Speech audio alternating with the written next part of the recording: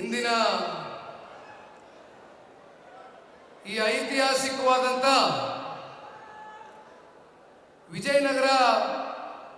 ವಿಜಯಪುರ ಜಿಲ್ಲೆಯ ಪವಿತ್ರವಾದಂತ ಒಂದು ಭೂಮಿಯಲ್ಲಿ ಸಿದ್ದೇಶ್ವರ ಅಪ್ಪಾಜಿ ಅವರ ನಡೆದಾಡಿರ್ತಕ್ಕಂಥ ಈ ಒಂದು ಪುಣ್ಯ ಕ್ಷೇತ್ರದಲ್ಲಿ ಸೇರಿರ್ತಕ್ಕಂಥ ಬಿಜಾಪುರ ಜಿಲ್ಲೆ, ಬಾಗಲಕೋಟೆ ಜಿಲ್ಲೆ ಸೇರಿದಂತೆ ಕಿತ್ತೂರು ಕರ್ನಾಟಕದ ಮತ್ತು 5 ಜಿಲ್ಲೆಗಳಿಂದ ಹಳ್ಳಿಗಳಿಂದ ಬಂದು ಇವತ್ತು ಜನತಾ ಪಕ್ಷದ ಈ ಕಾರ್ಯಕ್ರಮದ ಯಶಸ್ಸಿಗೆ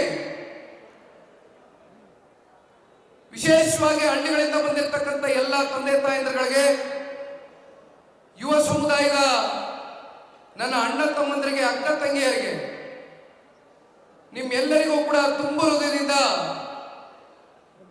ವಂದನೆಗಳನ್ನ ಅರ್ಪಿಸಲಿಕ್ಕೆ ಬಯಸ್ತೇನೆ. ಈಗಾಗಲೇ ಸಾಕಷ್ಟು ಸಮಯ ಮೀರೋಗಿದೆ. ಮಧ್ಯಾಹ್ನ 12 ಗಂಟೆಗೆ ಸಮಾವೇಶ ಪ್ರಾರಂಭ ಆಗಬೇಕಾಗಿತ್ತು. ಬಹುಶಃ ಇವತ್ತು ದೊಡ್ಡ ಮಟ್ಟದಲ್ಲಿ ಬೃಹತ್ ಸಂಖ್ಯೆಯಲ್ಲಿ ಇವತ್ತು ಈ ಕಾರ್ಯಕ್ರಮಕ್ಕೆ ತಾವೆಲ್ಲರೂ ಕೂಡ ಹಳ್ಳಿಗಳಿಂದ ಏನು ಆಗಮಿಸಿದ್ದೀರಿ. ವೇದಿಕೆ ಮೇಲೆ ಕೂತಾಗ ಸಾಕಷ್ಟು ಜನ ಸ್ಥಳೀಯ ಮುಖಂಡರುಗಳು, ಹಿಂದೆ ಮತ್ತಷ್ಟು ಜನ ಗಾಡಿಯಿಂದ ಇಳಿದಿದ್ದಾರೆ. ಆದರೆ ಬಂದು ಕೂತ್ಕೊಳ್ಳೋದಕ್ಕೆ ಬಹುಶಃ ಜಾಗವೇ ಇಲ್ಲ ಅಂತಕ್ಕಂಥದ್ದು ಬಂಡಪ್ಪಣ್ಣವರು ಏನು ಹೇಳ್ತಾ ಇದ್ದಾರೆ ಹಿಂದೆಯಿಂದ. ಇತ್ತೀಚಿನ ದಿನಗಳಲ್ಲಷ್ಟೇ ಹಾಸನ ಜಿಲ್ಲೆಯಲ್ಲಿ ನಡೆದಂತ ಜನತಾ ಸಮಾವೇಶ ಬಹುಶಃ ಇಡೀ ರಾಜ್ಯಕ್ಕೆ ಒಂದು ದೊಡ್ಡ ಸಂದೇಶವನ್ನ ತಂದುಕೊಟ್ಟಿದೆ. ಅದಾದ ನಂತರ ಕಿತ್ತೂರು ಕರ್ನಾಟಕ ಭಾಗದಲ್ಲಿಯೂ ಕೂಡ ಅದೇ ರೀತಿಯಾದಂತಹ ಒಂದು ಬೃಹತ್ ಸಮಾವೇಶವನ್ನು ಆಯೋಜನೆ ಮಾಡಿಕೊಳ್ಬೇಕು ಅಂತಕ್ಕಂಥ ಆದೇಶವನ್ನ ಪಕ್ಷದ ವರಿಷ್ಠರು ಕೊಟ್ಟಂತ ಸಂದರ್ಭದಲ್ಲಿ ಬಹುಶಃ ಬಹಳ ಜನ ಅಂದ್ಕೊಂಡಿರ್ತಾರೆ, ಕಿತ್ತೂರು ಕರ್ನಾಟಕ ಭಾಗದಲ್ಲಿ ಜನತಾದಳ ಪಕ್ಷ ಎಲ್ಲಿದೆ ಅಂತ. ಆದರೆ ಕಿತ್ತೂರು ಕರ್ನಾಟಕ ಭಾಗದಲ್ಲಿ ಜನತಾದಳ ಪಕ್ಷ ಅತ್ಯಂತ ಸುಭದ್ರವಾಗಿದೆ, ಗಟ್ಟಿಯಾಗಿ ನೆಲೆ ಊರಿದೆ ಅಂತಕ್ಕಂಥ ವಿಶ್ವಾಸದೊಂದಿಗೆ ತಾವೆಲ್ಲರೂ ಕೂಡ ಇವತ್ತು ಅತ್ಯಂತ ಬೃಹತ್ ಸಂಖ್ಯೆಯಲ್ಲಿ ಈ ಕಾರ್ಯಕ್ರಮಕ್ಕೆ ಆಗಮಿಸಿ ಕಾರ್ಯಕ್ರಮದ ಯಶಸ್ಸಿಗೆ ಪಾತ್ರಧಾರರಾಗಿರ್ತಕ್ಕಂಥ ನಿಮ್ಮೆಲ್ಲರಿಗೂ ಕೂಡ ಮತ್ತೊಮ್ಮೆ ತುಂಬ ಹೃದಯದ ಧನ್ಯವಾದಗಳನ್ನ ಸಲ್ಲಿಸಲಿಕ್ಕೆ ಬಯಸ್ತೇನೆ. ವೇದಿಕೆ ಮೇಲೆ ಆಸೀನರಾಗಿರ್ತಕ್ಕಂಥ ಪಕ್ಷದ ವರಿಷ್ಠರು, ಮಾಜಿ ಪ್ರಧಾನಮಂತ್ರಿಗಳು, ಈ ಪಕ್ಷದ ಸ್ಥಾಪಕರು ಸನ್ಮಾನ್ಯ ಶ್ರೀ ದೇವೇಗೌಡರು ಸಾಹೇಬರ ಮಾರ್ಗದರ್ಶನದಲ್ಲಿ ವೇದಿಕೆ ಮೇಲೆ ಆಸೀನರಾಗಿರ್ತಕ್ಕಂಥ ಕೇಂದ್ರದ ಸಚಿವರು, ಮಾಜಿ ಮುಖ್ಯಮಂತ್ರಿಗಳು, ನಮ್ಮ ಪಕ್ಷದ ಹೆಮ್ಮೆಯ ನಾಯಕರಾಗಿರ್ತಕ್ಕಂಥ ಸನ್ಮಾನ್ಯ ಕುಮಾರಣ್ಣ ಅವರ ನಾಯಕತ್ವದಡಿ ಇಡೀ ರಾಜ್ಯ ವ್ಯಾಪ್ತಿ ಬಂದಿರತಕ್ಕಂಥ ಪಕ್ಷದ ನಾಯಕರುಗಳು ಇವತ್ತು ವೇದಿಕೆ ಮೇಲೆ ಉಪಸ್ಥಿತರಿದ್ದಾರೆ. ಆದರೆ ನಿಜವಾದಂತ ಪಕ್ಷದ ಅಧಿನಾಯಕರು ಅಂತಕ್ಕಂಥದ್ದು ಜನತಾದಳ ಪಕ್ಷದಲ್ಲಿ ಇರ್ತಕ್ಕಂಥವರು ಜನತಾದಳ ಪಕ್ಷದ ಒಬ್ಬ ಸಾಮಾನ್ಯ ಕಾರ್ಯಕರ್ತರುಗಳು ಅಂತಕ್ಕಂಥದನ್ನ ಈ ಸಂದರ್ಭದಲ್ಲಿ ನಾನು ಬಹಳ ಘಂಟಾಘೋಷವಾಗಿ ಹೇಳಲಿಕ್ಕೆ ಬಯಸ್ತೇನೆ. ಬಹಳ ಜನ ರಾಜಕೀಯವಾಗಿ ಜನತಾದಳ ಪಕ್ಷವನ್ನ ವಿರೋಧಿಸಬೇಕು ಅಂತಕ್ಕಂಥ ದೃಷ್ಟಿಯಿಂದ, ರಾಜಕೀಯವಾಗಿ ನಮ್ಮನ್ನ ಟೀಕಿಸಬೇಕು ಅಂತಕ್ಕಂಥ ಹಿನ್ನೆಲೆಯಲ್ಲಿ ಜನತಾದಳ ಪಕ್ಷ ಕೇವಲ ಹಳೆ ಮೈಸೂರು ಪ್ರಾಂತ್ಯಕ್ಕೆ ಸೀಮಿತವಾಗಿರ್ತಕ್ಕಂಥ ಪಕ್ಷ, ಜನತಾದಳ ಪಕ್ಷ ಕೇವಲ ಒಂದು ಜಾತಿಗೆ ಸೀಮಿತವಾಗಿರ್ತಕ್ಕಂಥ ಪಕ್ಷ ಅಂತ ಸುಳ್ಳು ಅಪಪ್ರಚಾರವನ್ನು ಮಾಡ್ತಾ ಇರ್ತಕ್ಕಂಥದ್ದನ್ನ ನಾವು ಹಲವಾರು ವರ್ಷಗಳಿಂದ ನೋಡ್ತಾ ಇದ್ದೇವೆ. ಆದರೆ ಇವತ್ತು ವೇದಿಕೆ ಮೇಲೆ ಬಿಜಾಪುರ ಜಿಲ್ಲೆಯ ಶಾಸಕರು ರಾಜುಗೌಡರು ಕೂಡ ಈಗ ತಾನೇ ಮಾತನಾಡಿದ್ದಾರೆ. ಬಸವನ ಬಾಗೇವಾಡಿಯ ದಿನಗಳಲ್ಲಿ ಶಾಸಕರಾಗ್ತಕ್ಕಂಥ ಅಪ್ಪುಗೌಡರು ಮಾತನಾಡಿದ್ದಾರೆ. ಜೊತೆಯಲ್ಲಿ ಇಂಡಿಯಾ ಅತ್ಯಂತ ಸಾಮಾನ್ಯರಲ್ಲಿ ಒಬ್ಬರಾಗಿ ಬಹುಶಃ ಅವರು ಮಾತಾಡಬೇಕಾದ್ರೆ ಅವರ ಮಾತಿನಲ್ಲಿ ಇದ್ದಂತ ಆ ನೋವನ್ನ, ಅವರ ಭಾವನೆಗಳನ್ನ ಅವರು ವೇದಿಕೆ ಮೂಲಕ ಏನು ಹಂಚ್ಕೊಂಡ್ರು. ಒಂದು ನಾನು ಬಿ ಡಿ ಪಾಟೀಲ್ರಿಗೆ ಈ ಸಂದರ್ಭದಲ್ಲಿ ಪಕ್ಷದ ಕಾರ್ಯಕರ್ತನಾಗಿ ಪಕ್ಷದ ವರಿಷ್ಠರ ಮುಂದೆ ತಿಳಿಸಲಿಕ್ಕೆ ಬಯಸ್ತೇನೆ. ಬಿ ಡಿ ಪಾಟೀಲ್ರು ಆರ್ಥಿಕವಾಗಿ ಸದೃಢರು ಇಲ್ಲದೆ ಇರಬಹುದು, ಆದರೆ ಅವರಲ್ಲಿ ಇರ್ತಕ್ಕಂಥ ಹೃದಯ ಶ್ರೀಮಂತಿಕೆ ಬಹುಶಃ ಮುಂದೊಂದು ದಿನ 2 ಚುನಾವಣೆಗಳಲ್ಲಿ ಸನ್ಮಾನ್ಯ ಕುಮಾರಣ್ಣ ಅವರು ಹಾಗೂ ಸನ್ಮಾನ್ಯ ದೇವೇಗೌಡರು ಸಾಹೇಬರು ಪಕ್ಷದಿಂದ ಅವರಿಗೆ ಇಂಡಿ ವಿಧಾನಸಭಾ ಕ್ಷೇತ್ರದಿಂದ ಸ್ಪರ್ಧೆ ಮಾಡತಕ್ಕಂಥ ಒಂದು ಅವಕಾಶವನ್ನೇ ಕೊಟ್ಟಿದ್ರು. ಅತ್ಯಂತ ಅಲ್ಪ ಮತದಿಂದ ಅವರು ಪರಾಜಿತಗೊಂಡಿದ್ರು ಕೂಡ ಬಹುಶಃ ಅವರು ಅತ್ಯಂತ ಜನಪ್ರಿಯತೆ ಮತ್ತೆ ಜನಾನುರಾಗಿಗಳಾಗಿ ಇಂಡಿ ವಿಧಾನಸಭಾ ಕ್ಷೇತ್ರದಲ್ಲಿ ಇವತ್ತಿಗೂ ಕೂಡ ಹೋರಾಟದ ಕಿಚ್ಚನ್ನ ಬಿಡದೆ ಓಡ್ತಾ ಇರ್ತಕ್ಕಂಥದ್ದು ನೋಡಿದ್ರೆ 100ಕ್ಕೆ 100 ಇಂಡಿ ಭಾಗದಿಂದ ಬಂದಿರತಕ್ಕಂಥ ಎಲ್ಲ ತಂದೆ ತಾಯಂದಿರುಗಳು, ಯುವಕ ಮಿತ್ರರು ಮುಂದೊಂದು ದಿನ ಬಿ ಡಿ ಪಾಟೀಲ್ರನ್ನ ಶಾಸಕರಾಗಿ ಮಾಡ್ತೀರಾ ಅಂತಕ್ಕಂಥ ಸಂಪೂರ್ಣ ಆತ್ಮವಿಶ್ವಾಸ ಈ ಪಕ್ಷದ ಒಬ್ಬ ಯುವ ಕಾರ್ಯಕರ್ತರಾಗಿ ನನ್ನಲ್ಲಿದೆ. ಪಾಪ ಕೇಳ್ತೀರಾ, ಜನತಾದಳ ಪಕ್ಷ ಒಂದು ಜಾತಿಗೆ ಸೀಮಿತ ಅಂತ. ಬಿ ಡಿ ಪಾಟೀಲ್ರು ಒಬ್ಬ ಕುರುಬ ಸಮುದಾಯದ ಬಂತಕ್ಕಂಥ ಒಬ್ಬ ವ್ಯಕ್ತಿ. ಜನತಾದಳ ಪಕ್ಷ ಯಾವತ್ತಿಗೂ ಕೂಡ ಒಂದು ಜಾತಿಗೋ ಧರ್ಮಕ್ಕೋ ಸಮುದಾಯಕ್ಕೋ ಸೀಮಿತವಾಗಿ ಈ ಪಕ್ಷ 25 ವರ್ಷ ಈ ರಾಜ್ಯದಲ್ಲಿ ಪೂರೈಕೆಯನ್ನ ಮಾಡಿಲ್ಲ. ಹಾಗಾಗಿ ಬಿ ಡಿ ಪಾಟೀಲ್ರು ಇವತ್ತು ಒಂದು ಸಣ್ಣ ಉದಾಹರಣೆ ನಮ್ಮ ಕಣ್ಣ ಮುಂದೆ ಇದ್ದಾರೆ. ನಾಲ್ಕಣ ವಿಧಾನಸಭಾ ಕ್ಷೇತ್ರದ ನಿಕಟಪೂರ್ವ ಶಾಸಕರು ದೇವಾನಂದ್ ಚವ್ಹಾಣ್ಜಿರವರು ಮತ್ತೆ ಅವರ ಧರ್ಮಪತ್ನಿ ಸುನೀತಮ್ಮ ಅವರು ಕೂಡ ಇಲ್ಲೇ ಎಲ್ಲೋ ಬಹುಶಃ ಇಲ್ಲೇ ಕೂತಿದ್ದಾರೆ ವೇದಿಕೆ ಮೇಲೆ. ಬಹುಶಃ ಇವತ್ತಿನ ಈ ಒಂದು ಸಮಾವೇಶ ಪ್ರಾರಂಭ ಆದಾಗ ಒಂದು ಕಿರುಚಿತ್ರವನ್ನ ನಾವು ನೋಡ್ತಾ ಇದ್ವಿ. ಅದರಲ್ಲಿ ಸನ್ಮಾನ್ಯ ದೇವೇಗೌಡರು ಸಾಹೇಬರು ಯಾವ ರೀತಿ ಅವರ ಹೋರಾಟದ ಬದುಕನ್ನ ಸಂಪೂರ್ಣವಾಗಿ ಜನರಿಗೋಸ್ಕರ ಮುಡಿಪಿಟ್ಟರು ಅಂತಕ್ಕಂಥದನ್ನ 1982, 83, 85, 89 ಇವೆಲ್ಲವೂ ಕೂಡ ಕಿರುಚಿತ್ರಗಳಲ್ಲಿ ಪ್ರದರ್ಶನ ಆಗ್ತಾ ಇದ್ದದನ್ನ ನಾವು ನೋಡ್ತಾ ಇದ್ವಿ. ಬಿಜಾಪುರ ಜಿಲ್ಲೆ ಮತ್ತೆ ಬಾಗಲಕೋಟೆ ಜಿಲ್ಲೆಯಲ್ಲಿ ಆಧುನಿಕ ಭಗೀರಥ ಅಂತಕ್ಕಂಥದ್ದು ಅನ್ನಿಸ್ಕೊಂಡಿದ್ರೆ ಯಾರಾದ್ರೂ ಅದು ಪುಣ್ಯಾತ್ಮ ಸನ್ಮಾನ್ಯ ದೇವೇಗೌಡರು ಸಾಹೇಬ್ರು ಇವತ್ತೇನಿಲ್ಲಿ ಕೂತಿದ್ದಾರೆ ಈ ವೇದಿಕೆಯಲ್ಲಿ. ನಾನಿವತ್ತು ಒಂದು ಮಾತನ್ನ ತಿಳಿಸ್ಲಿಕ್ಕೆ ಬಯಸ್ತೇನೆ, ಒಂದು 2-3 ಅಂಶಗಳನ್ನ ಪ್ರಸ್ತಾವನೆಯನ್ನು ಮಾಡ್ಲಿಕ್ಕೆ ಬಯಸ್ತೇನೆ. 1983ರಲ್ಲಿ ಮೊದಲನೇ ಬಾರಿ ಸನ್ಮಾನ್ಯ ದೇವೇಗೌಡರು ಸಾಹೇಬರು ನೀರಾವರಿ ಸಚಿವರಾಗಿ ಕೆಲಸವನ್ನ ಏನೋ ಕೈಗೆ ಎತ್ಕೊಂಡ್ರು. ಬಹುಶಃ ಅವತ್ತಿನ ಸಂದರ್ಭದಲ್ಲಿ ಗುತ್ತಿಗೆದಾರರು ಮತ್ತೆ ಅಧಿಕಾರಿಗಳ ಮಧ್ಯೆ ಸಾಕಷ್ಟು ವಿವಾದಗಳಿತ್ತು. ಆ ವಿವಾದಗಳು ಬಹಳ ಕಾಲದಿಂದ ನಿರಂತರವಾಗಿ ನಡ್ಕೊಂಡು ಬರ್ತಾ ಇತ್ತು. ಆದ್ರೆ ಆ ವಿವಾದಕ್ಕೆ ಅಂತಿಮ ತೆರೆಯನ್ನ ಎಳೆದು ಒಂದು ಸೆಟಲ್ಮೆಂಟ್ ಫಾರ್ಮುಲಾ ಅಂತಕ್ಕಂಥದ್ದನ್ನ ಜಾರಿ ಮಾಡ್ತಾರೆ. ಬಹುಶಃ ಅದು ಮಾಡುವ ಮೂಲಕ ಮತ್ತೆ ಏನೇನು ನೆನೆಗುತ್ತಿಗೆ ಬಿದ್ದಂತ ನೀರಾವರಿ ಯೋಜನೆಗಳಿಗೆ ಮರುಜೀವವನ್ನು ತಂದುಕೊಟ್ಟಂತವರು ಇದೇ ಸನ್ಮಾನ್ಯ ದೇವೇಗೌಡರು ಸಾಹೇಬರು. ಮತ್ತೆ ಬಿಜಾಪುರಕ್ಕೆ ಬರ್ತಾ ಇದ್ದಂಗೆ ನಾವೆಲ್ಲರೂ ಕೂಡ ಆಲ್ಮಟ್ಟಿ ಬಗ್ಗೆ ಚರ್ಚೆ ಮಾಡ್ತೇವೆ.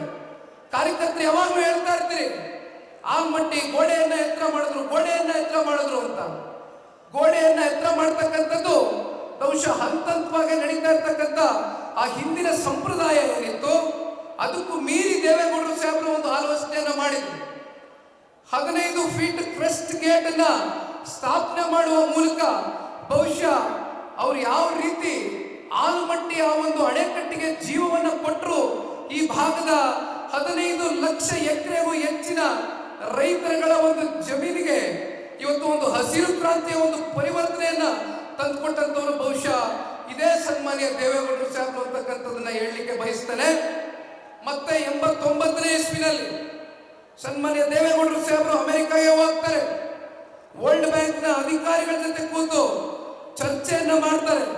ಯಾವ್ಯಾವ ನಮ್ಮ ರಾಜ್ಯದಲ್ಲಿ ನೆನೆಗುದಿಗೆ ಬಿದ್ದಿರ್ತಕ್ಕಂಥ ನೀರಾವರಿ ಯೋಜನೆಗಳಿದೆ, ವರ್ಲ್ಡ್ ಬ್ಯಾಂಕ್ ನ ಅಧಿಕಾರಿಗಳ ಜೊತೆ ಕೂತು ಚರ್ಚೆಯನ್ನ ಮಾಡಿ $325 ಮಿಲಿಯನ್ ಅಂದ್ರೆ ಬಹುಶಃ ಅಂದಿಗೆ ಸಾವಿರಾರು ಕೋಟಿ ರೂಪಾಯಿಯಷ್ಟು ಅವತ್ತು ಅನುದಾನವನ್ನು ಸನ್ಮಾನ್ಯ ದೇವೇಗೌಡರು ಸಾಹೇಬರು ತಗೊಂಡು ಬರ್ತಾರೆ. ಕಾರಣಕರ್ತರಾಗ್ತಾರೆ. ಈ ರೀತಿ ಅನೇಕ ಕಾಮಗಾರಿಗಳು ಬಹುಶಃ ಅವರು ಮಾಡಿರ್ತಕ್ಕಂಥದ್ದನ್ನ ಇವತ್ತು ಬಹುಶಃ ಮಾತನಾಡ್ತಕ್ಕಂಥದಕ್ಕೆ ಪದಗಳಲ್ಲಿ ಇವತ್ತು ಅದನ್ನು ವರ್ಣಿಸಕ್ಕಾಗೋದಿಲ್ಲ. ಅನೇಕ ವಿಚಾರಗಳಿವೆ.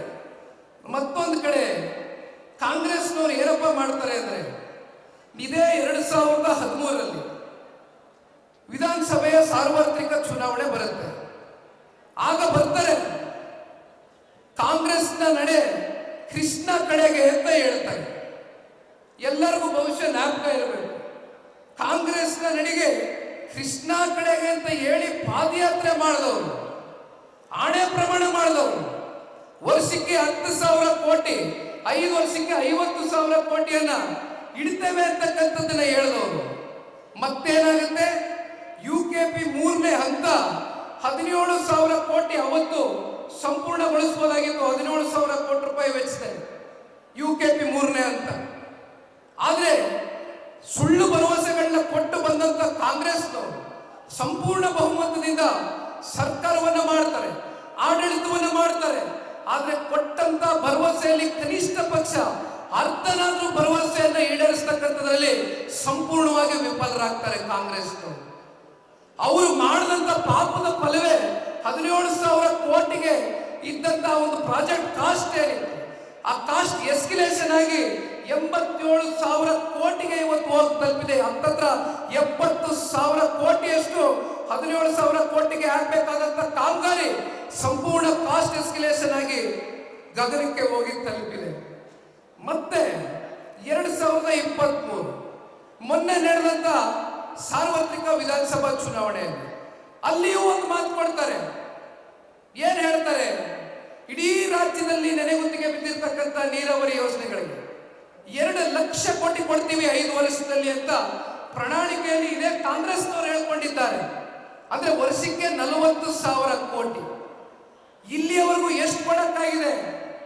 ಜಲಸಂಪನ್ಮೂಲ ಇಲಾಖೆಯಿಂದ ನೀಡಬೇಕಾಗಿರ್ತಕ್ಕಂಥ ಹಣ ಏನು ನೀರಾವರಿಯ ಯೋಜನೆಗಳಿಗೆ, ಆ ಹಣವನ್ನು ಕೂಡ ಇವತ್ತು ಗ್ಯಾರಂಟಿ ಯೋಜನೆಗಳಿಗೆ ಬಳಕೆ ಮಾಡಿಕೊಂಡು ಇವತ್ತು ಸಂಪೂರ್ಣವಾಗಿ ನಮ್ಮ ರಾಜ್ಯದಲ್ಲಿ ಎಲ್ಲ ನೀರಾವರಿ ಯೋಜನೆಗಳಿಗೂ ಕೂಡ ಇವತ್ತು ಒಂದು ಸ್ಥಗಿತವನ್ನು ಆಗಿರ್ತಕ್ಕಂಥದ್ದು ಇದೇ ಕಾಂಗ್ರೆಸ್ನ ಪಕ್ಷ. ಇವತ್ತು ಸನ್ಮಾನ್ಯ ಕುಮಾರಣ್ಣ ಅವರು ಈ ವೇದಿಕೆ ಮೇಲೆ ಕುಳಿತಿದ್ದಾರೆ.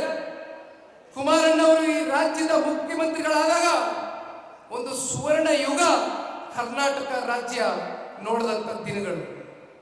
ಬಹುಶಃ ಇವತ್ತು ನಾವು ನೀವು ಅನೇಕ ಬಾರಿ ಚರ್ಚೆ ಮಾಡ್ತಾ ಇರ್ತೇವೆ. 2 ಬಾರಿ ರೈತರ ಸಾಲ ಮನ್ನಾ ಮಾಡಿದ್ದಾರೆ. ಜೊತೆಯಲ್ಲಿ ಗ್ರಾಮ ವಾಸ್ತವ್ಯ ಅಂತಕ್ಕಂಥ ಯೋಜನೆಗಳು, ಭಾಗ್ಯಲಕ್ಷ್ಮಿ ಯೋಜನೆ ಇರ್ಬೋದು, ಸೈಕಲ್ ವಿತರಣೆ ಕಾರ್ಯಕ್ರಮಗಳಿರ್ಬೋದು, ಸಾರಾಯಿ ಲಾಟ್ರಿಯನ್ನ ನಿಷೇಧ ಮಾಡಿದಂಥದ್ದಿರ್ಬೋದು.